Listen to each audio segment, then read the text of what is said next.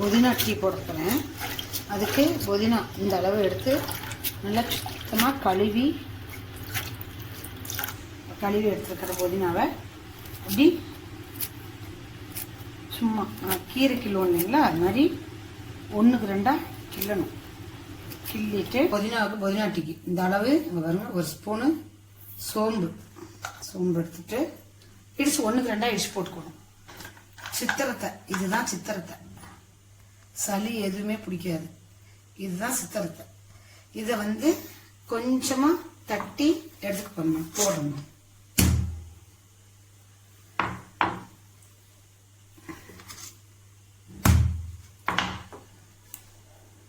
இந்த அளவு போட்டா போதும்.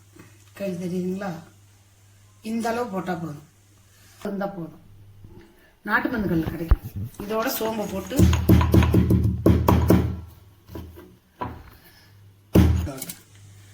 இந்த அளவுக்கு பாருங்க. 1 2 நுணுக்குன்னா போதும். அதோட இதையும் போட்டுறணும்.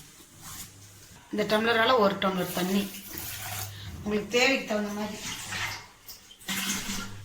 வரும். 1.5 டம்ளர் தண்ணி ஊற்ற இந்த புதினா டீ பாருங்க. பாதி அளவு கொதிச்சோன்னே இந்த அளவு கரும்பு சக்கரை சும்மா இலகுன மாதிரி எடுத்து வச்சிருக்கிறேன். அதை இதில் சீனி சேர்க்கவே கூடாது. ஒன்று பனங்கள் கண்டு இல்லை கரும்பு சக்கரை. அப்போதான் உங்களுக்கு நல்லா இருக்கும். உங்களுக்கு இனிப்புக்கு தகுந்த மாதிரி போட்டுக்கலாம். சித்திரத்தை இருக்கிறதுனால கொஞ்சம் காட்டம் இருக்கிறதுனால நாங்கள் பாருங்க முதல்ல 1 ஸ்பூனும் கொஞ்சமும் போடுறோம். அவ்வளோதான். கொதிச்சு எவ்வளோ வத்ததுனாலும் உங்களுக்கு காமிக்கிறேன் பாருங்க.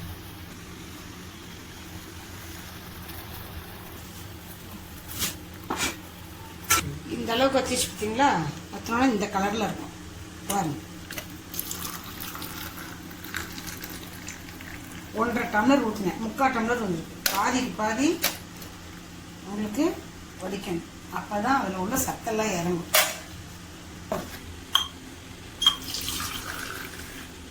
அரை டம்ளர் கொஞ்சம் ஜாஸ்தியாக தான் வந்துருக்கு. இந்த அளவு வச்சு எடுக்கணும். அப்போ தான் அதோட எல்லா பவரும் இறங்கி நமக்கு உடம்புக்கும் நன்மையை கொடுக்கும்.